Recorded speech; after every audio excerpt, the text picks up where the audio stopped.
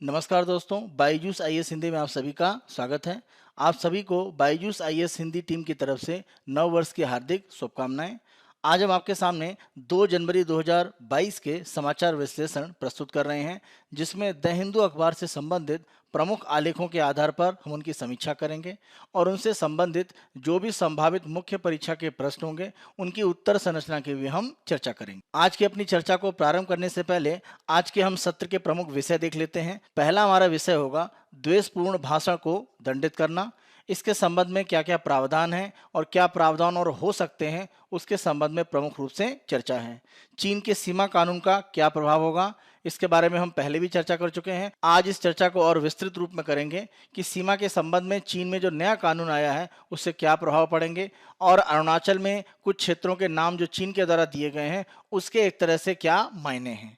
तीसरा हमारा विषय होगा नए टीके कब उपलब्ध होंगे। भारत सरकार के द्वारा कोविड-19 की वैक्सीन लेने के लिए नए आयु वर्ग को नामित किया गया है। ऐसी स्थिति में भारत में वैक्सीन की जो उपलब्धता है उस पर क्या प्रभाव पड़ेंगे, इस आलेख में प्रमुख रूप से यही चर्चा है। हमारा अगला विषय होगा एहतियात के तौर पर खुराक की मंजूरी का आधार स्पष्ट नहीं।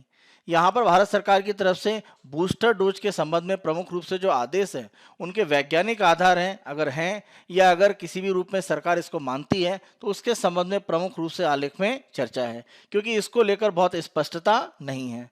अंतिम रूप में हमारा विषय होगा सीमा पार करना, और यहाँ पर प्रमुख रूप से हम हाथियों की बात कर रहे हैं कि जो भी जंगल के सीमावर्ती क्षेत्र हैं उनको पार करके जब वो रिहायशी क्षेत्रों में पहुँचते हैं और मानव और हाथी के बीच का जो संघर्ष है वो बढ़ता जा रहा है।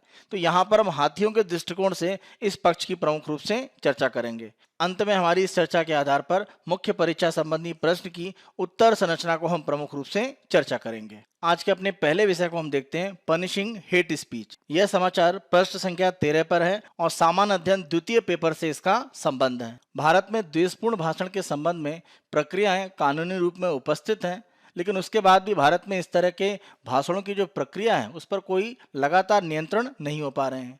और यहाँ पर वर्तमान में चर्चा का कारण ये है कि हरिद्वार में एक हुई धर्म संसद में एक विशेष समुदाय के कुछ लोगों के द्वारा एक दूसरे विशेष समुदाय के विरोध में इस तरह से भाषण दिए गए हैं जिसके आधार पर हिंसा भड़क सकती है और जो धार्मिक सद्भाव की भारत में स्थितियां हैं उसमें एक तरह से कमी आ सकती है। इसी के साथ साथ इस धार्मिक सम्मेलन में ये भी कहा गया कि एक विशेष धर्म को अगर मजबूती नहीं मिली तो भारत सरकार अगर ऐसा कार्य नहीं करती है उसको मजबूत करने के लिए तो 1857 का जो विद्रोह है उसके जैसे विद्रोह की स्थितियां भी बन सकती हैं।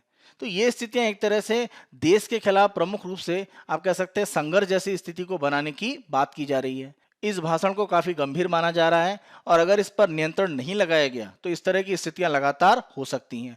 इसी आधार पर आलेख में प्रमुख रूप से इसके अलग अलग जो आयाम हैं उन पर चर्चा की गई है। जब हम द्वेषपूर्ण भाषण की बात करते हैं, हेट स्पीच की बात करते हैं, तो शब्द में ही छुपा हुआ है कि इसके माध्यम से हम द्वेष या एक तरह से घृणा की जो भावना है उसको फैलाना चाहते हैं।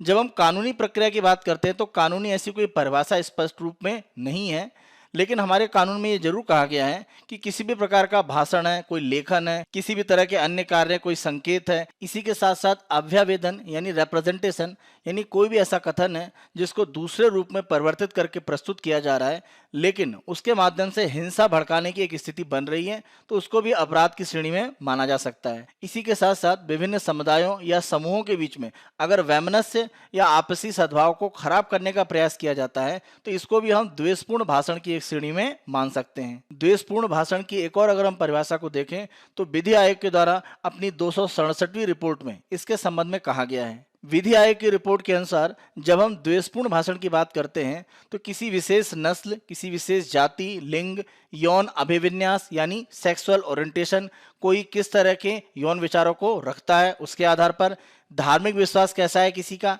इस आधार पर लोगों को एक तरह से परिभाषित करना और ऐसे समूह के खिलाफ घृणा की भावना अगर फैलाने का प्रयास होता है किसी भी भाषण के माध्यम से तो उसे हम द्वेषपूर्ण भाषण की श्रेणी कह सकते हैं। द्वेषपूर्ण भाषण को हम किसी भी प्रकार का लिखा हुआ या किसी के द्वारा बोले गए शब्द भी कह सकते हैं या ऐसा कोई भी भाग जो सुनने या देखने के इरादे से एक तरह से प्रस्तुत किया जा रहा है जिससे किसी व्यक्ति, किसी समूह या किसी समुदाय में एक भय या चेतावनी की स्थिति बने और साथ साथ उनके विरुद्ध हिंसा की भावना उत्पन्न होने के लिए अगर लोग प्रेरित होते हैं तो इस तरह के जो बयान है, इस तरह के जो भाषण हैं, उनको हम प्रमुख रूप से द्वेषपूर्ण भाषण की श्रेणी में डाल सकते हैं। यहाँ पर आप ध्यान रखें, जब हम द्वेषपूर्ण भाषण को परिभाषित करते हैं तो हमारे पास ध्यान रखें कि संविधान के माध्यम से मुक्त रूप से अपने विचार व्यक्त करने का अधिकार है।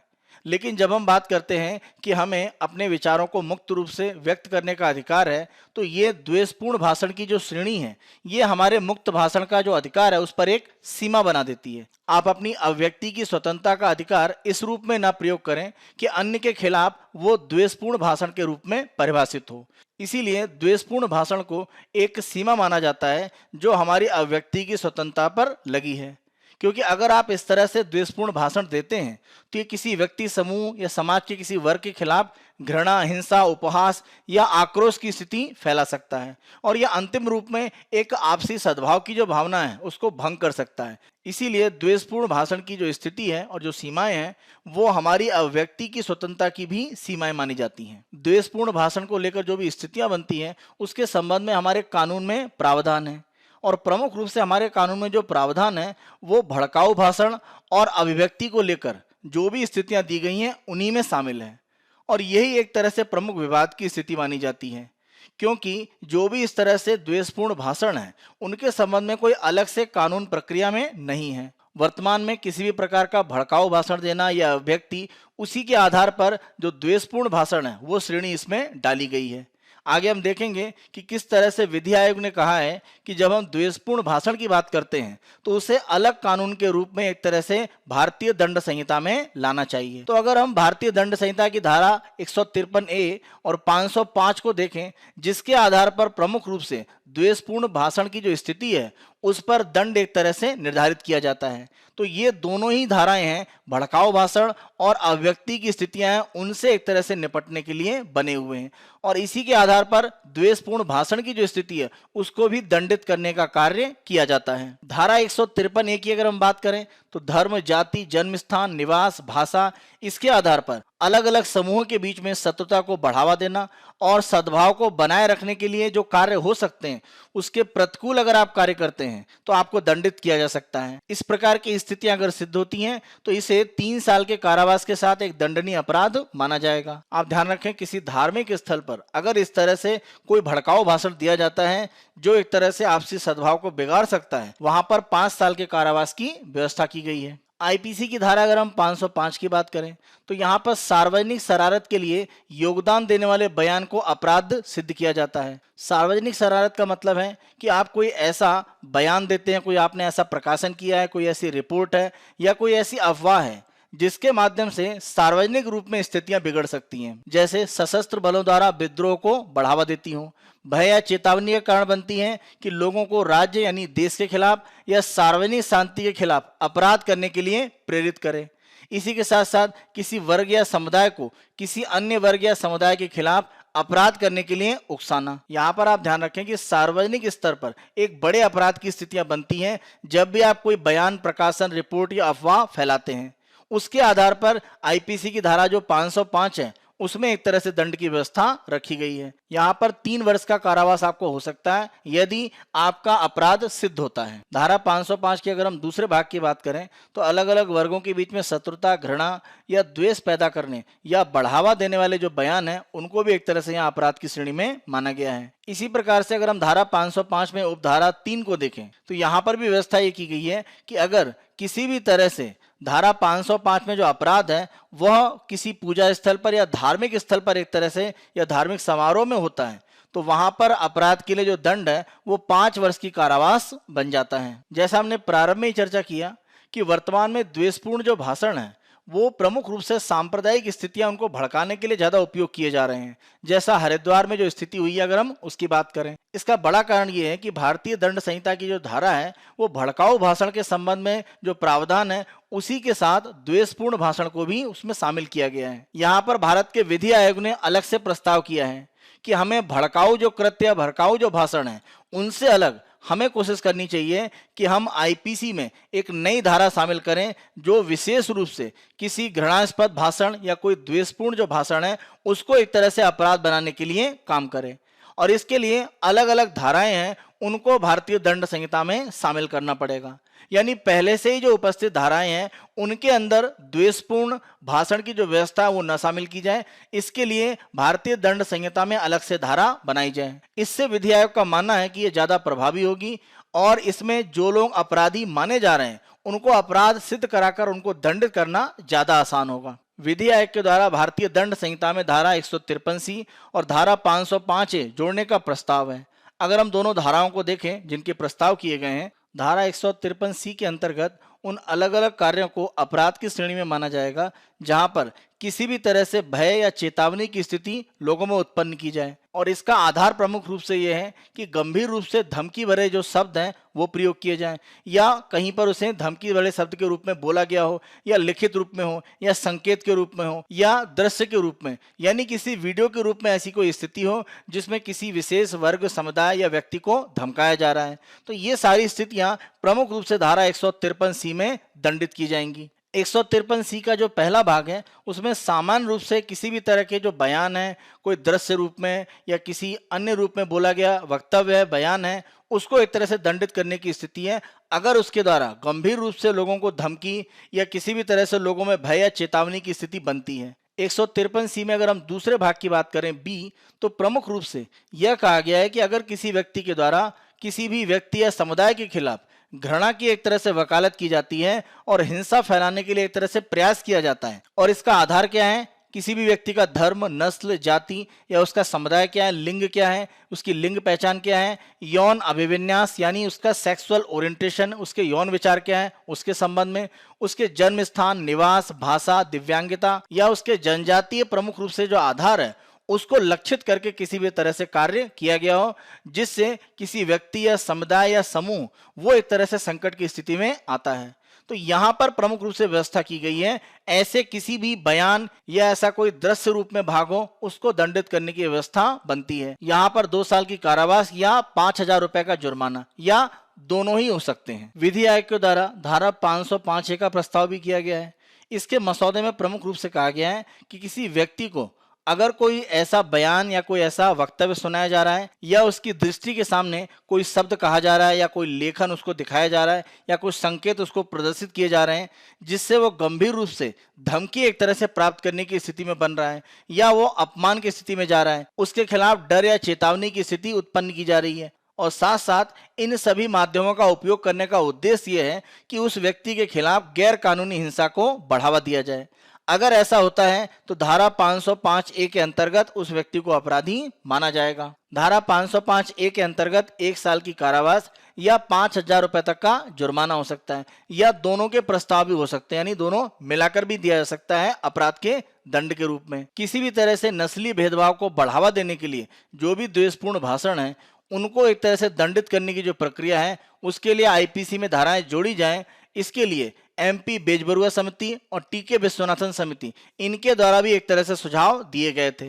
वर्तमान में भारत में आपराधिक कानूनों में सुधार करने के लिए जो समिति काम कर रही है उसके द्वारा आपराधिक कानूनों में और अधिक व्यापक परिवर्तन करने के लिए विचार किया जा रहा है, और माना जा रहा है कि कुछ विशिष्ट प्रावधान इस तरह के अपराधों को दंडित करने के लिए आईपीसी में शामिल करने की स्थितियां बन रही हैं। उसके संबंध में ये समिति जांच कर रही है। ये जांच की स्थितियां अगर सही निष्कर्ष पर पहुंचती हैं तो भारत में द्वेषपूर्ण भाषण को दंडित करने के संबंध में आईपीसी में अलग से धाराएं शामिल होंगी। इससे द्वेषपूर्ण भाषण जैसी जो स्थितियां हैं उनको रोकने में ज्यादा मदद मिलेगी, क्योंकि इस तरह के जो भाषण हैं वो देश में आपसी सद्भाव की जो स्थिति है उसको बिगाड़ने के लिए प्रमुख रूप से उत्तरदायी माने जाते हैं। आज के अपने दूसरे विषय को हम देखते हैं, what will be the impact of China's border law. यहाँ पर चीन के द्वारा अपनी सीमा के संबंध में प्रमुख रूप से परिवर्तन करते हुए इसी 1 जनवरी 2022 से एक नया कानून लागू किया गया है। उसके भारत पर क्या प्रभाव हो सकते हैं या भारत उससे निपटने के लिए किस तरह के प्रावधान कर सकता है, उस संबंध में आलेख में प्रमुख रूप से चर्चा है। यह पृष्ठ संख्या 13 पर सामान्य अध्ययन पेपर द्वितीय में अंतर्राष्ट्रीय संबंध से जुड़ा हुआ है। चीन के द्वारा जो नया सीमा कानून लाया गया है उसके माध्यम से माना जा रहा है कि क्षेत्रीय जो अलग अलग उसके विवाद हैं वहां पर चीन एक नए दृष्टिकोण से आगे बढ़ने का प्रयास कर रहा है।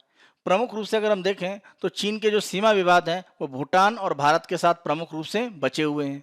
तो यहाँ पर अपनी क्षेत्रीय स्थिति को और मजबूत करने के लिए और सीमावर्ती क्षेत्रों में अपना जो अतिक्रमण है वो और मजबूत करने के लिए एक प्रयास के रूप में इस नए कानून को देखा जा रहा है। चीन के द्वारा जो नया भूमि सीमा कानून लाया गया है उसका उद्देश्य प्रमुख रूप से ये है कि चीन की जो राष्ट्रीय संप्रभुता है उसकी रक्षा की जाए और राष्ट्रीय सुरक्षा को बेहतर बनाने के लिए, और प्रमुख रूप से अगर हम देखें तो भारत के साथ जो क्षेत्रीय तनाव है वहां पर कानूनी स्तर पर सीमा से संबंधित जो मामले हैं उनका प्रबंधन करने के लिए इस नए सीमा कानून को प्रमुख हथियार माना जा रहा है। स्पष्ट रूप से इस नए कानून को लाने का जो उपयोग है वो भारत के साथ जो भी उसके सीमा विवाद है वहां पर अपनी स्थितियों को थोड़ा मजबूत करने का एक प्रयास है। और इस कानून के आधार पर ही अगर हम देखें तो हमारे राज्य अरुणाचल प्रदेश के कुछ क्षेत्रों के नाम हैं वो चीन के द्वारा अपने अनुसार बताए गए हैं। तो ये स्थितियां दिखा रही हैं कि जो नया कानून चीन के द्वारा लागू किया गया है उसके आधार पर वो क्षेत्रीय स्थितियों में अपनी जो मजबूती है उसे बढ़ाने का प्रयास करेगा। इस नए सीमा कानून की अगर हम बात करें तो मार्च 2021 में यह प्रस्तावित था और 1 जनवरी 2022 को यह प्रभावी रूप में लागू हो गया है।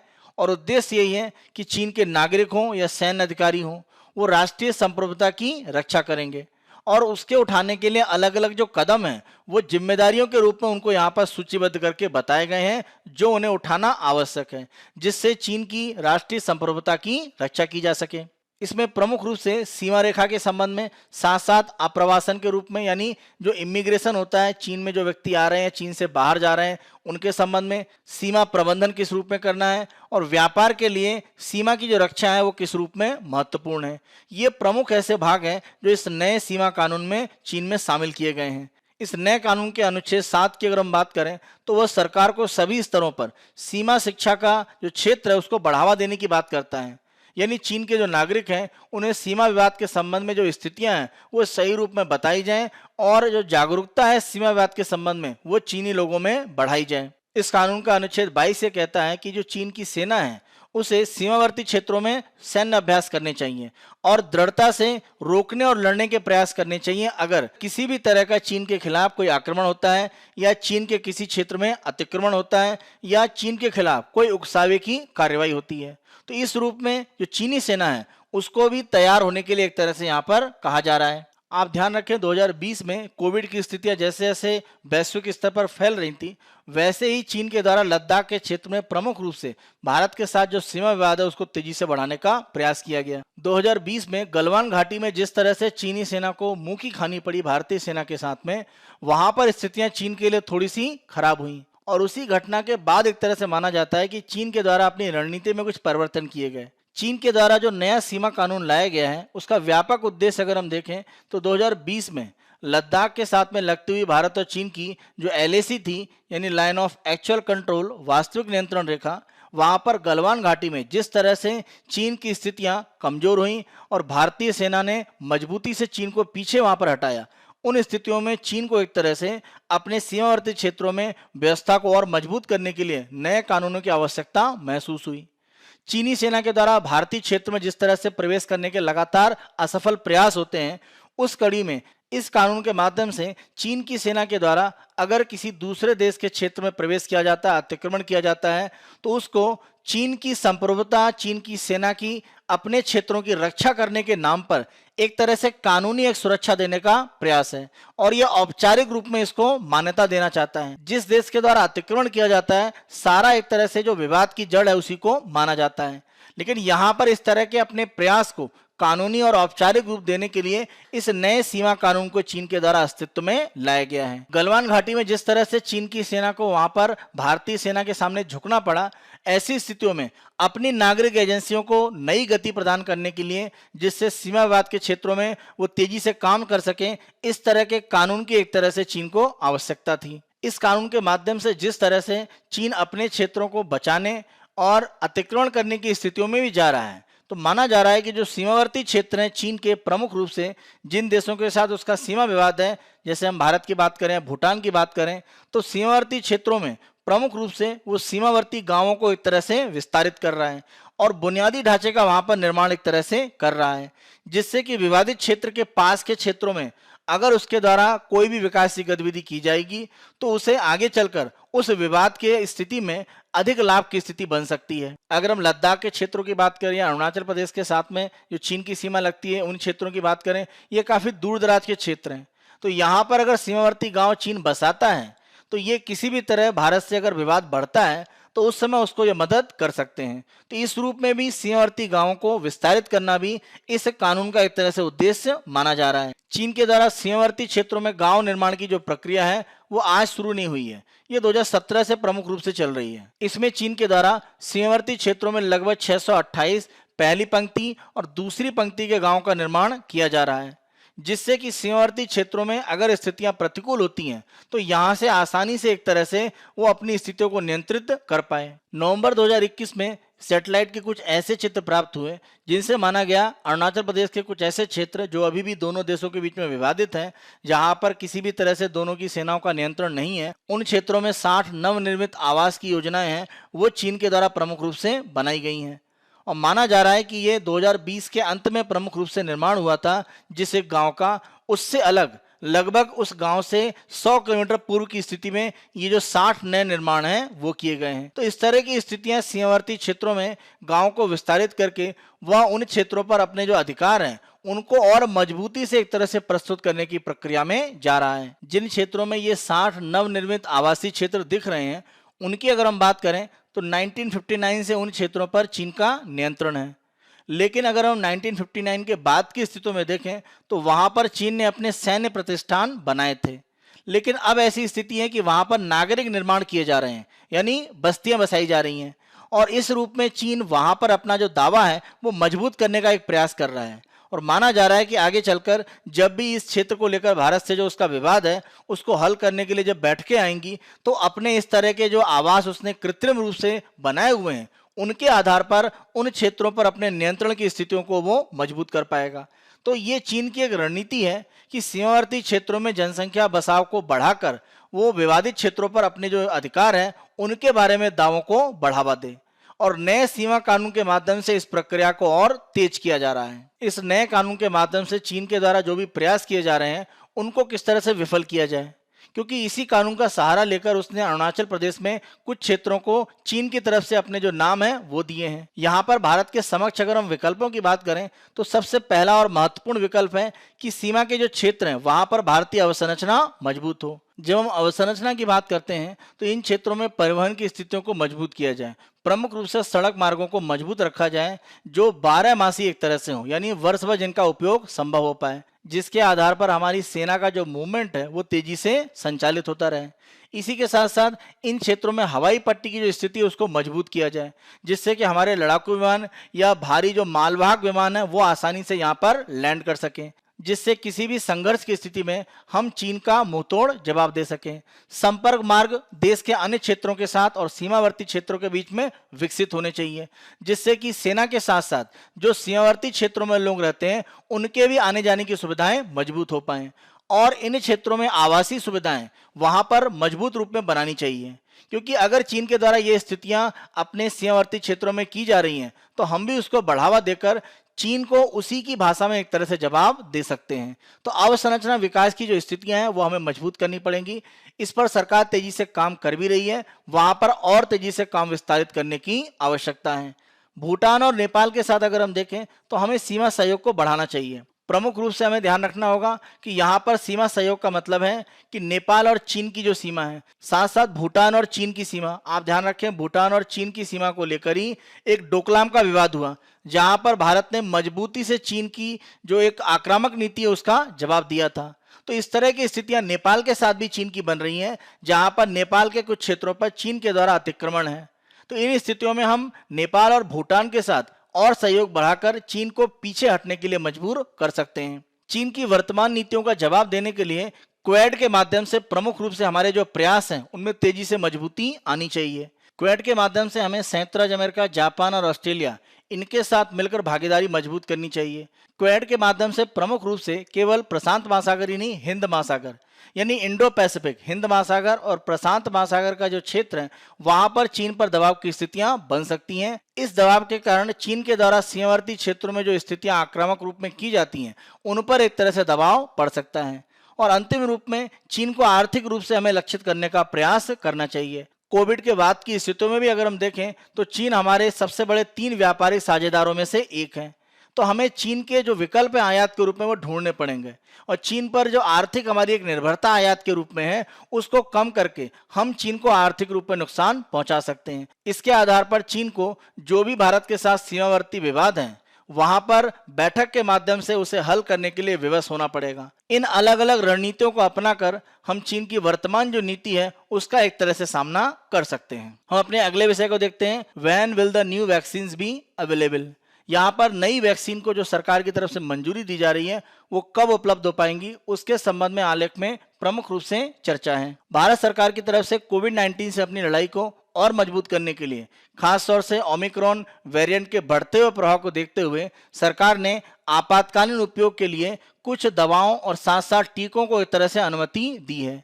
इसमें अगर हम एंटीवायरल दवा की बात करें मोलनोपिरविर, इसके लिए सरकार की अनुमति है। और अगर हम 2 टीकों की बात करें कॉर्बोवैक्स और कोवोवैक्स, इन दोनों को भी सरकार के द्वारा मंजूरी दी गई है। यहाँ पर चर्चा प्रमुख रूप से यही है कि जो सरकार की तरफ से नई मंजूरी वैक्सीन को दी गई है वो कब उपलब्धता सुनिश्चित होगी। अगर हम कॉर्बोवैक्स की बात करें, प्रमुख रूप से आप ध्यान रखें ये प्रोटीन सब यूनिट वैक्सीन है जिसे हैदराबाद में स्थित बायोलॉजिकल ई के द्वारा बनाया जा रहा है। यूएसए में ह्यूस्टन में स्थित बॉयलर कॉलेज ऑफ मेडिसिन और अमेरिकी कंपनी डायनावैक्स टेक्नोलॉजीज द्वारा एक तरह से सह रूप में इसको विकसित किया गया है, यानी साझेदारी के माध्यम से इसको विकसित किया जा रहा है। जब हम प्रोटीन सब यूनिट वैक्सीन की बात करते हैं तो यहाँ पर वास्तविक वायरस के एक छोटे टुकड़े का उपयोग किया जाता है उसे अलग करके इस वैक्सीन में। इसीलिए माना जाता है कि ये शरीर के अंदर अपने आप को गुणित नहीं कर सकते हैं, यानी अपने आप को लगातार तेजी से बढ़ाते हुए प्रक्रिया में शरीर में काम नहीं कर सकते हैं। जब हम वायरस के छोटे हिस्से की बात करते हैं जो कॉर्बोवैक्स वैक्सीन में यूज किया गया है तो ध्यान रखें केवल जो स्पाइक प्रोटीन है उसका टुकड़ा लिया गया है। आप सभी जानते हैं जब हम कोविड वायरस की बात करते हैं तो प्रमुख रूप से ये इसके स्पाइक हैं जिनके माध्यम से प्रमुख रूप से माना जाता है कि जो भी एक तरह से मेहमान कोशिका होती है वहां पर ये अपना प्रभाव बढ़ाता है। तो ये जो स्पाइक प्रोटीन है इसी के टुकड़े का प्रमुख रूप से इस कॉर्बोवैक्स वैक्सीन में उपयोग किया गया है। स्पाइक प्रोटीन के लिए विशिष्ट जो एंटीबॉडी है उनका उत्पादन प्रमुख रूप से शरीर में होता है और माना जाता है कि विशिष्ट एंटीबॉडी स्पाइक प्रोटीन के लिए उत्पन्न होने के कारण इसका प्रभाव भी अच्छा है और ये वायरस को रोकने में काफी हद तक सफल है। अब क्योंकि वायरस के टुकड़े का कम उपयोग किया जाता है, पूरा वायरस उपयोग में नहीं आता है, इसीलिए प्रतिकूल प्रतिक्रियाएं यहाँ पर प्रारंभ होगी शरीर में, इसकी संभावनाएं काफी कम मानी जाती हैं। दूसरी वैक्सीन अगर हम कोवैक्स की बात करें, इसका निर्माण सीरम इंस्टीट्यूट ऑफ इंडिया के द्वारा अमेरिका में स्थित जैव प्रौद्योगिकी कंपनी नोवावैक्स के साथ लाइसेंस के तहत किया जाएगा। कोवैक्स योजना के माध्यम से WHO के द्वारा प्रमुख रूप से कोविड-19 से संबंधित जो भी वैक्सीन का विकास है और उसकी जो उपलब्धता है वैश्विक स्तर पर वो सुनिश्चित करने का प्रयास किया जाता है। तो इस कोवैक्स योजना के अंतर्गत WHO ने ये कोवोवैक्स जो वैक्सीन है इसको भी आपातकालीन रूप में उपयोग करने के लिए अनुमोदित कर दिया है, यानी इसका आपातकालीन रूप में उपयोग किया जा सकता है। WHO की इसकी मंजूरी है। यह वैक्सीन भी प्रोटीन उप इकाई टीके के रूप में एक तरह से काम करेगा। यहाँ पर आप ध्यान रखें एक अंतर जो है, जब हम कार्बोवैक्स वैक्सीन की बात करते हैं तो यहाँ पर जो स्पाइक प्रोटीन है इसे खमीर में यानी ईस्ट में जो कोशिकाएं होती हैं उसके आधार पर उगाया गया है, निर्मित किया गया है। जबकि हम कोवैक्स की बात करें तो ये जो स्पाइक प्रोटीन है ये कीट कोशिकाओं से प्रमुख रूप से प्राप्त किया गया है। यहाँ पर कृत्रिम रूप में जो भी स्पाइक प्रोटीन प्राप्त होते हैं जो कोरोना वायरस में स्पाइक प्रोटीन होते हैं उससे मिलते जुलते हैं। तो कोरोना वायरस का जो स्पाइक प्रोटीन है उससे मिलता जुलता बनाने के लिए इस प्रकार से जो स्पाइक प्रोटीन प्राप्त होता है उसे नैनोकण या नैनो पार्टिकल की जो तकनीक है उसके आधार पर इस रूप में परिवर्तित किया जाता है कि वह कोविड-19 में जो स्पाइक प्रोटीन है उससे मिलता जुलता है, जिससे कि जब वो शरीर में प्रवेश करता है तो वह एंटीबॉडी उत्पन्न कर सके। 2 वैक्सीन के अलावा भारत सरकार ने मोलनुपिरविर जो दवा है उसके उपयोग को भी मंजूरी दी है। मोलनुपिरविर के लिए माना जा रहा है कि हल्के और मध्यम रूप में जो भी कोविड-19 से ग्रसित है उनको आशाजनक रूप से ये तेजी से प्रभाव डालती है। और सबसे महत्वपूर्ण बात यह है कि इसे दवा की गोली के रूप में, एक टैबलेट के रूप में आसानी से एक तरह से उपयोग किया जा सकता है। भारत में 13 कंपनियां हैं जो इसका निर्माण करने वाली हैं और माना जा रहा है कि कोविड-19 के साथ वयस्कों के इलाज के लिए आपातकालीन उपयोग में इसको प्रमुख रूप से अनुमोदित किया गया है। जिन लोगों में कोविड-19 बीमारी के बढ़ने के जोखिम अधिक होते हैं, अगर वो सामान्य रूप से प्रभावित हैं, माना जाता है कि मोलनुपिरविर दवा का उपयोग करके प्रमुख रूप से उनको ज्यादा जोखिम की स्थिति में जाने से रोका जा सकता है। भारत सरकार की तरफ से 2 नए वैक्सीन और एक दवा को जो अनुमति दी गई है, तो माना जा रहा है कि हम अपने यहाँ टीकाकरण की जो प्रक्रिया है और कोविड-19 से जो बचाव की स्थितियां हैं उसे मजबूत करना चाहते हैं, और प्रमुख रूप से ओमिक्रॉन का जो बढ़ता हुआ प्रभाव है उसके प्रकाश में। आप ध्यान रखें, भारत में जो टीकाकरण कार्यक्रम है वहां पर कोविशील्ड का लगभग 90% हिस्सा है जो उपयोग किया गया है, और तीसरी खुराक में प्रमुख रूप से कोविशील्ड के उपयोग होने की उम्मीद ज्यादा है। प्रधानमंत्री नरेंद्र मोदी जी के द्वारा जो घोषणा की गई है, जिसके माध्यम से 3 जनवरी से 15 से 17 आयु वर्ष के जो युवा हैं वह प्रमुख रूप से कोवैक्सीन एक तरह से लगाने के लिए पात्र होंगे। इसी के साथ साथ सरकार ने यह घोषणा करी है कि 10 जनवरी से तीसरी, जिसको हम एहतियाती खुराक कह रहे हैं, बूस्टर डोज कह रहे हैं, वो एक तरह से लोग ले सकते हैं। लेकिन पहले तीसरी जो बूस्टर डोज है वह लेने की अनुमति किनको दी जाएगी? तो यह जो एहतियाती खुराक है यह लेने की अनुमति हेल्थ केयर वर्कर जो हैं, जो स्वास्थ्य क्षेत्र में काम कर रहे हैं, उनको अनुमति दी जाएगी। जो फ्रंटलाइन वर्कर हैं, जैसे अगर हम सफाई कर्मचारियों की बात करें या पुलिस प्रशासन की बात करें, इनको एक तरह से जो तीसरी खुराक है वो दी जाएगी। और साथ साथ जिन व्यक्तियों की आयु 60 वर्ष से ऊपर है और सरुग्णता भी है, यानी पहले से किसी बीमारी से वो ग्रसित हैं और उनकी 2 वैक्सीन हो चुकी हैं, तो उनको तीसरी जो वैक्सीन है वो एहतियाती खुराक के तौर पर एक बूस्टर डोज के रूप में दी जाएगी। आप ध्यान रखें, भारत में 15 से 17 साल की अगर हम आयु सीमा में देखें तो कोवैक्सीन एकमात्र विकल्प है। यानी अगर हम यहाँ पर कोविशील्ड की बात करें तो प्रमुख रूप से उसको यह दर्जा नहीं दिया गया है, जबकि भारत में जितना भी टीकाकरण हुआ है उसमें सबसे बड़ी संख्या कोविशील्ड की है। यहाँ पर आप ध्यान रखें, 15 से 17 वर्ष की जो आयु सीमा है वहां पर केवल कोवैक्सीन को एक तरह से अनुमति दी गई है, जबकि कोवैक्सीन पर अभी भारत में परीक्षण चल रहे हैं। जब हम बूस्टर डोज की बात करते हैं तो उसके संबंध में जो अनुसंधान है वो अभी 7 टीकों का प्रमुख रूप से किया गया है, और ये यूके में सीओबी बूस्ट अध्ययन के माध्यम से किया गया है। इसमें आप ध्यान रखें, कोवैक्स और कोविशील्ड इनका एक तरह से परीक्षण वहां पर किया गया है। और क्योंकि भारत में कोविशील्ड की संख्या ज्यादा है जिन्होंने वैक्सीन ली है, जब हम तीसरी डोज की बात करते हैं तो कोविशील्ड की मांग एक तरह से ज्यादा रहेगी, और इसको बूस्टर डोज के रूप में एक अनुमति है। तो माना जा रहा है कि कोविशील्ड के रूप में जो हम देना चाहते हैं बूस्टर डोज, वो लोग आसानी से प्राप्त कर पाएंगे। अब अगर हम वैक्सीन उपलब्धता की बात करें, भारत में वैक्सीन की उपलब्धता को लेकर अब सवाल एक तरह से बढ़ने लगे हैं। बड़ा कारण यह है कि 15 से 17 आयु वर्ष की सीमा को वैक्सीन के लिए खोल दिया गया है, साथ साथ बूस्टर डोज की स्थितियां बना दी गई हैं। अभी भी बहुत सी जनसंख्या का ऐसा भाग है जिसने दूसरी डोज नहीं ली है, तो वहां पर भी मांग है। तो कैसे वैक्सीन की उपलब्धता को सुनिश्चित किया जाएगा? इसी आधार पर सरकार ने भारत में 2 नई वैक्सीन को मंजूरी दी है। आप ध्यान रखें, कोविशील्ड की जो मांग है वो एक तरह से ज्यादा होगी, क्योंकि जब हम बात करते हैं बूस्टर डोज की तो वो कोविशील्ड की ज्यादा होगी, कारण कोविशील्ड जो पहली 2 डोज है वो ज्यादा लेने वाली संख्या है। यहाँ पर हमें कोविशील्ड की जो आपूर्ति है वो सुनिश्चित करने की आवश्यकता है जब हम बूस्टर डोज की बात कर रहे हैं। 2 खुराक से अलग तीसरी वैक्सीन की वैश्विक मंजूरी। यहाँ पर एक विवाद का बिंदु ये भी है कि अगर आपने 2 कोविशील्ड की वैक्सीन ली है और तीसरी आप अगर कोवैक्सीन लेते हैं, वैश्विक अनुसंधान ये कहता है कि इससे लाभ ज्यादा हो रहा है। तो यहाँ पर ये जो असंगत है, 2 से अलग जो तीसरी वैक्सीन है, अगर ऐसी स्थिति बनती है तो अन्य जो वैक्सीन है उनकी मांग बढ़ेगी, तो ये कोविशील्ड पर दबाव थोड़ा सा घटा सकता है। लेकिन अभी इसके पूर्ण रूप से कोई वैज्ञानिक प्रमाण नहीं है। कुछ जगह इस तरह से जो अनुसंधान हुए उनमें यह बात सिद्ध हुई है। यहाँ पर हम कॉर्बेवैक्स और कोवोवैक्स वैक्सीन की बात करें जिनकी अनुमति सरकार ने दी है, उनकी उत्पादन क्षमता किस रूप में है अभी इसका अंतिम परीक्षण नहीं हुआ है। ये जरूर दावे हैं कि ये मजबूती से इनका निर्माण हो पाएगा और ये आपूर्ति कर पाएंगे, लेकिन अभी इसका कोई परीक्षण नहीं है, ये केवल एक तरह से बयान है। तो यहाँ पर भी हमें ध्यान देने की आवश्यकता है कि नई वैक्सीन कितनी उपलब्ध रहती हैं। अंतिम रूप में हम ये ध्यान रखें, अगर ओमिक्रॉन का प्रभाव बढ़ता है और जैसा अगर हम देखें तो यूएसए में, यूके में हुआ है, तो हमारे यहाँ बूस्टर डोज को लेकर जो मांग है वो अचानक बढ़ सकती है। तो ऐसी स्थिति में सरकार बूस्टर डोज को उपलब्ध कराने के लिए कितना तैयार रहेगी वो स्थितियां भी देखनी पड़ेगी। इन कारणों को अगर सरकार सही रूप में हल कर पाती है तो वैक्सीन को लेकर जो उपलब्धता है उसमें कोई समस्या आने की संभावना कम है। हम आज के अपने अगले विषय को देखते हैं, basic for precaution dose approval not clear. यहाँ पर एहतियाती खुराक की जो बात की जा रही है, यानी जो बूस्टर डोज के संबंध में है, यहाँ पर किस रूप में यह मंजूरी दी गई है अभी इसको लेकर कोई स्पष्टता नहीं है। आलेख में प्रमुख रूप से यही चर्चा की गई है। अगर हम 25 दिसंबर 2021 की बात करें तो सरकार के द्वारा एहतियाती जो खुराक है उसके संबंध में मंजूरी दी गई। अतिरिक्त खुराक का समर्थन करने के लिए सार्वजनिक रूप में कोई अध्ययन किया गया, इसको सरकार ने अभी नहीं बताया है। और बूस्टर जो भी डोज दिया जाएगा उसको लेकर एक वैज्ञानिक प्रमाण हमारे पास उपलब्ध है, ऐसा नहीं है। दिसंबर 2021 से पहले की अपनी नीति को सरकार अब बदल क्यों रही है, जहां पर प्रमुख रूप से जो कोशिश की गई थी कि दूसरी डोज है उसका प्रभाव या कवरेज बढ़ाया जाए, अब सरकार की तरफ से प्रयास है कि जो एहतियाती खुराक है, जो बूस्टर डोज है, वो उपलब्ध कराई जाए। ओमिक्रॉन के कारण स्थितियां जरूर बदली हैं, लेकिन क्योंकि इसके वैज्ञानिक हमारे पास कोई प्रमाण नहीं है, तो इस तरह से मंजूरी देने की जो प्रक्रिया है वो कहीं ना कहीं संशय की स्थिति में बनती है।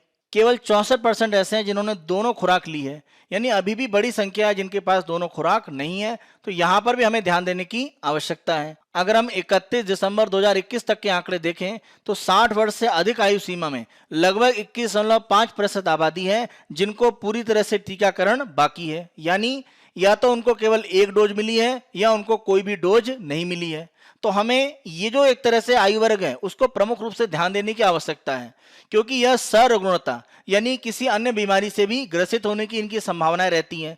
इस आधार पर यहाँ पर कोविड-19 का जो प्रभाव है वो ज्यादा खतरनाक है, तो इस पर भी सरकार को एक तरह से ध्यान देने की आवश्यकता है। भारत सरकार के द्वारा तीसरी खुराक, जिसको बूस्टर डोज या एहतियाती खुराक भी कहा जा रहा है, उसके संबंध में जो निर्णय लिया गया उसके बाद अगर हम देखें तो 30 दिसंबर को सरकार की तरफ से प्रमुख रूप से ये बयान आया कि जब हम इस तरह की डोज की बात कर रहे हैं तो इसका आधार ये है कि वैज्ञानिक रूप में ऐसे कोई कारण या सबूत नहीं मिले हैं, लेकिन कुछ अध्ययनों में ये कहा गया है कि जब भी किसी भी तरह का संक्रमण होने की स्थिति होती है तो 9 महीने तक प्रमुख रूप से जो सुरक्षा है वो वहां पर उपलब्ध रहती है, यानी जो भी एंटीबॉडी बनी होती है 9 महीने तक एक सुरक्षा देते हैं। और इसी आधार पर अगर हम देखें तो दूसरी खुराक मिलने के 9 महीने के बाद सरकार ने यह कहा है कि जो एहतियाती खुराक है यानी जो बूस्टर डोज है वो ली जा सकती है। तो ये आधार बनाकर प्रमुख रूप से सरकार ने 9 माह का जो अंतर है वो दूसरी और तीसरी डोज के बीच में माना है। भारत में प्रमुख रूप से बड़ी संख्या में कोविशील्ड का उपयोग हुआ है, उसके बाद कोवैक्सीन की स्थिति है, लेकिन दोनों ही अगर हम वैक्सीन की बात करें तो इनका बूस्टर डोज के रूप में क्या उपयोग है, यानी एहतियाती खुराक के रूप में अगर हम तीसरी खुराक लेते हैं इन दोनों वैक्सीन की तो इसका प्रभाव क्या होगा। इसके लिए भारत में कोई भी क्लिनिकल ट्रायल नहीं किए गए हैं, यानी नैदानिक परीक्षण नहीं हुए हैं, यानी अंतिम रूप में कोई वैज्ञानिक प्रमाण नहीं है। तो इस तरह की मंजूरी देने की जो प्रक्रिया है वो सरकार के द्वारा कैसे निर्णय में ली गई। यहाँ पर सरकार का जो निर्णय है उसके हम अलग अलग पक्ष देखें तो विरोधाभास एक तरह से दिखता है। जब हम बूस्टर के रूप में किसी टीके की बात करते हैं तो पहला इसका जो क्लिनिकल ट्रायल है, नैदानिक जो परीक्षण है, उसकी अनुमति सरकार ने अभी पिछले 29 दिसंबर को ही दी है 2021 में। बायोई कंपनी को बूस्टर डोज के रूप में कार्बोवैक्स का जो उपयोग है भारत में उसके संबंध में क्लिनिकल ट्रायल करने की अनुमति दी गई है। अगर हम यहाँ पर विषय विशेषज्ञ समिति की बात करें तो उन्होंने 10 दिसंबर को अपना निर्णय दिया कि सीरम इंस्टीट्यूट की जो कोविशील्ड है, और ध्यान रखें भारत में सबसे ज्यादा इसका उपयोग किया गया है, तो यहाँ पर कोविशील्ड को बूस्टर डोज के रूप में प्रशासित करने की अनुमति देने से मना कर दिया है, क्योंकि कोविशील्ड का जो क्लिनिकल ट्रायल है उसके पूरे आंकड़े अभी विषय विशेषज्ञ समिति के पास नहीं है। इसी के साथ साथ अगर हम प्रभावकारिता की बात करें तो किसी भी तरह का क्लिनिकल ट्रायल वो कोवैक्सीन का नहीं हुआ है, उसके बाद भी कोवैक्सीन को बूस्टर डोज के रूप में प्रयोग किया जाएगा। तो यहाँ पर अगर हम देखें तो एक जगह क्लिनिकल ट्रायल नहीं होने के कारण कोविशील्ड को मना किया गया, दूसरी तरफ कोवैक्सीन को अनुमति दी जा रही है। तो वैज्ञानिक आधार पर प्रमुख रूप से जो अनुमति दी जानी थी उसको लेकर एक तरह से स्पष्ट स्थिति नहीं है, यह सरकार को स्पष्ट करने की आवश्यकता है। अंतिम रूप में अपने हम विषय को देखते हैं, crossing the border viewing through elephants lens. इस आलेख के माध्यम से प्रमुख रूप से जो भी अलग अलग प्राकृतिक क्षेत्र हैं जहां पर हाथियों के एक तरह से निवास स्थान है, वहां पर मानव और हाथियों के बीच का जो संघर्ष है वो लगातार बढ़ता जा रहा है। इसका बड़ा कारण यही है कि जो भी हाथी के निवास स्थान है वहां पर जो अतिक्रमण की स्थिति है वो एक तरह से बढ़ी है।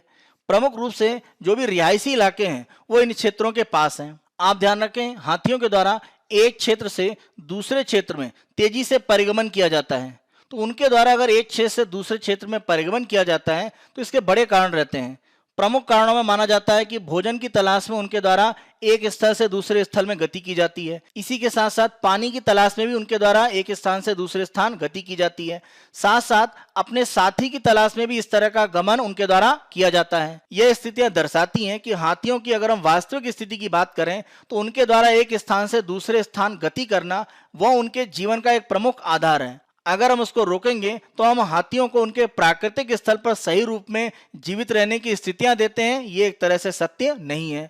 इसीलिए हमारी कोशिश होनी चाहिए कि एक स्थान से दूसरे स्थान परिगमन करने की जो उनकी स्थितियां हैं उसको अनुकूल किया जाए। हाथियों के द्वारा एक स्थान से दूसरे स्थान न जाने के लिए प्रमुख रूप से कुछ बाधाएं उपयोग की जाती हैं। जैसे अगर हम देखें कि जो भी बाड़ लगाई जाती है उसमें बिजली एक तरह से प्रवाह रखा जाता है। हाथी एक समझदार जीव के रूप में माना जाता है और अपने सींग का उपयोग करके, क्योंकि उसके माध्यम से उसे करंट नहीं लगता है, वह प्रमुख रूप से इन बाढ़ को एक तरह से गिराता है और दूसरे क्षेत्रों में पहुंचता है।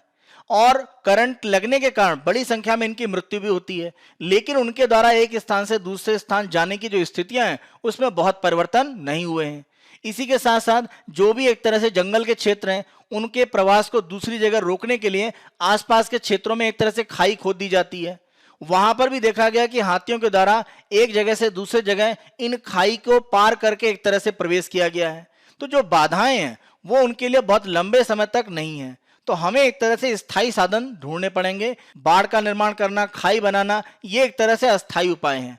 और स्थायी उपाय यही है कि जो भी इन क्षेत्रों को जोड़ने वाले इलाके हैं वहां पर जाने के लिए हाथियों को स्थितियां देनी पड़ेंगी। इसके लिए हम इकोलॉजिकल कॉरिडोर की बात करते हैं या हम अंडरपास की बात करते हैं। इस आधार पर हाथियों के द्वारा एक स्थल से दूसरे स्थल में जो गति की स्थितियां हैं वो अनुकूल रहनी चाहिए। तभी हाथियों के सही संरक्षण की जो स्थितियां हैं हम उसको मजबूत कर सकते हैं। आज की अपनी चर्चा के आधार पर हम मुख्य परीक्षा के अभ्यास प्रश्नों को देखते हैं। पहला प्रश्न, द्वेषपूर्ण भाषण के लिए भारत में उपलब्ध कानूनी प्रावधानों की चर्चा करते हुए इसके संबंध में भविष्य में अन्य कौन से उपाय प्रभावी हो सकते हैं। 250 शब्दों में 15 अंकों का प्रश्न है। उत्तर संरचना हम देखते हैं। भूमिका, द्वेषपूर्ण भाषण के वर्तमान मामलों को बताते हुए इनके समाधान की आवश्यकता समझाएं। मुख्य भाग में देखते हैं, द्वेषपूर्ण भाषण को परिभाषित करें। द्वेषपूर्ण भाषण को रोकने के लिए कानूनी प्रावधान क्या है वो बताएं। विधि आयोग के द्वारा जो सुझाव दिए गए हैं कि अलग से कानूनी प्रावधान होने चाहिए, उन कानूनी प्रावधानों को यहाँ पर आप चर्चा कर सकते हैं। निष्कर्ष में आप बताएंगे द्वेषपूर्ण भाषण को कठोरता से संज्ञान में लेने और उस पर कानूनी कार्यवाही की आवश्यकता है। तभी हम इस तरह की स्थितियों को अनियंत्रित होने से रोक सकते हैं। आज के दूसरे प्रश्न को हम देखते हैं। चीन द्वारा नए भूमि सीमा कानून से भारत पर पड़ने वाले प्रभावों की चर्चा करें। इसका सामना करने के लिए भारत कौन कौन से विकल्पों को चुन सकता है। 250 शब्दों में 15 अंकों का प्रश्न। उत्तर संरचना देखते हैं। भूमिका, चीन द्वारा नए भूमि सीमा कानून और उसी के प्रयोग से भारतीय क्षेत्र में चीनी नामों को देना सीमावर्ती क्षेत्रों में परिवर्तन के प्रयास हैं। मुख्य भाग में आप बताएंगे कानून के उपयोग किस रूप में है, भारत पर इसका क्या प्रभाव पड़ेगा। प्रमुख रूप से भारत और चीन के जो सीमावर्ती क्षेत्र हैं वहां की अगर हम बात करें, भारत के समक्ष क्या विकल्प हैं जो हमने चर्चा करी है वो आप लिख सकते हैं। निष्कर्ष में आप बताएंगे सीमावर्ती विकास और अन्य देशों से साझेदारी चीन के प्रयासों को विफल बनाने में सफल होंगे। यह हमारा 2 जनवरी 2022 का समाचार विश्लेषण है। आने वाले दिनों में अन्य दिनों के समाचार विश्लेषण हम आपको इसी तरह से उपलब्ध कराते रहेंगे। बायजूस IAS हिंदी को आप बहुत अधिक पसंद कर रहे हैं। अधिक से अधिक संख्या में लाइक, शेयर और सब्सक्राइब करना ना भूलें। धन्यवाद।